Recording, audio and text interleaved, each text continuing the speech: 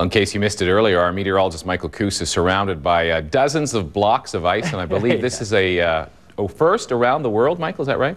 It's going to be the largest. Actually, I think there's ice lounges in Milan and London as well. I think that's in the story, so we'll have to wait for it. The folks, the crew at Iceculture out of London, Ontario, in fact, are constructing this ice lounge here in Toronto. Still working away. They've taken a momentary break so we can do this weather segment, but there's lots of work down here.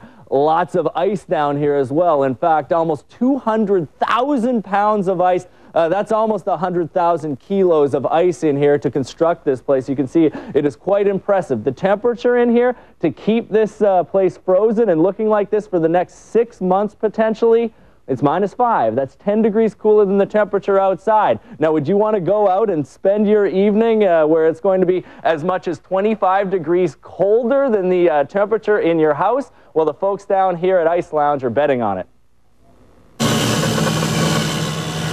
It's a sound that's heard year-round at this family-run ice factory. We're talking in the 50 to 60,000 pounds of ice on a yearly basis. We can go from as small as a 1-ounce shot glass right up to 275, 300-pound blocks, and we're developing a block now actually at about 1,200 pounds. And that's because the ice business is so cool, it's hot. Around the world, the demand for ice is booming. And we're not just talking ice cubes here. I think it's all fueled by the success of the ice hotels. The Swedish one first about 13 years ago. Now there's one in Quebec. And now there's an influx of ice lounges, such as this one. There's one in Milan, one in Stockholm, one in London, which has only been open a month, and it's absolutely packed. And now Canada. We just felt that it was the appropriate thing for the city of Toronto and to have the first in North America ice lounge.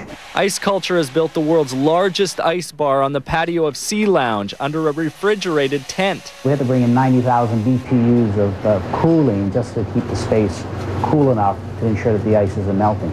This project took 600 to 700 blocks of ice. We're cutting them in our ice studio and bringing the components here. The $200,000 ice bar is expected to last 6 months, keeping patrons cool, literally. It's all about the ice experience. The idea of getting a drink in an ice glass from over an ice bar, sitting in an ice chair.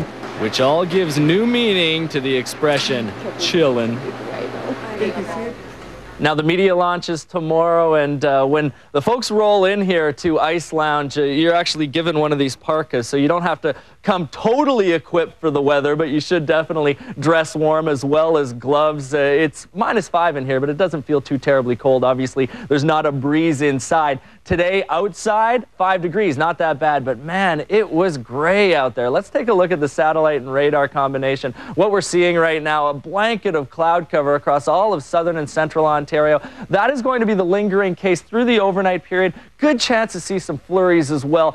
Maybe even some mixed light drizzle in there. Now, let's take a look at the futurecast. Real interesting scenario shaping up. A strong low-pressure system sliding up the east coast is going to merge with the cold front that's slipping through our area right now. That combination could create what is known as a weather bomb. That's an intense storm over the Maritimes, and they already have wind warnings posted for most of the Maritimes, as well as heavy rainfall warnings. It will also be windy here in behind that system. So let's take a look at your forecast details, first of all, starting across the northeast. What we are expecting to see for Sudbury, for North Bay, overnight tonight, not too terribly cold. Temperatures just hovering in the mid-minus single digits. Tomorrow afternoon, hovering at around -2 degrees, a little bit cooler than was the case today. Some very light flurries, especially early in the day. Could even get some sunny breaks in the afternoon, but it's really going to cool off late. In fact, as chilly as -14 through the overnight period. The afternoon high as we move into Wednesday with some sunny breaks, but also a few flurries lingering around, only around -4. And then a system rolls in for Thursday. This is going to affect the bulk of the province on Thursday. Could see 5 to 10 centimeters of snow across northeastern Ontario. The high temperature really hovering at around -5, -6 degrees. For southeastern Ontario, for Ottawa, for Kingston, winds could gust to 60 kilometers an hour tomorrow. That's going to be the big story. It's going to be gray. Could get some mixed precipitation in there. Rain, snow mix with that temperature just above the freezing mark. Then it will be cooler on Thursday and Wednesday for that matter. Highs of only around -2. Could get some light snow, especially expected on Thursday. Southwestern Ontario, tomorrow expecting a high 1, maybe 2 degrees. It's going to be gray, some drizzle, maybe mixed in with some flurries as well. That especially in the morning, few breaks in the afternoon. Then a little bit cooler, highs of only 1 or 0 as we move into Wednesday and Thursday, and could get that light snowfall as well on Thursday.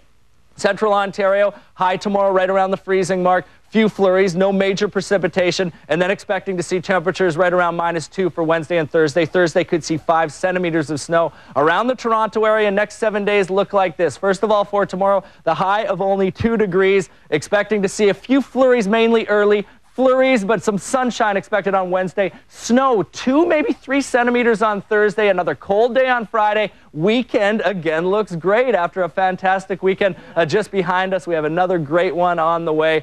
We are expecting to see those types of temperatures. Your guaranteed high for tomorrow, 2 degrees, so it won't be that bad of a day into the afternoon, but quite a bit cooler than we've seen here, but not quite as cool as it is in here at Ice Lounge at -5 degrees. We'll throw it back into the studio. Leslie, back over to you. Does it feel damp and cool? No, it doesn't feel that bad. Again, it's sort of a preparation for the season ahead. There you are. Cheers, my friend. Yeah, here's to you, man. Have fun. All right.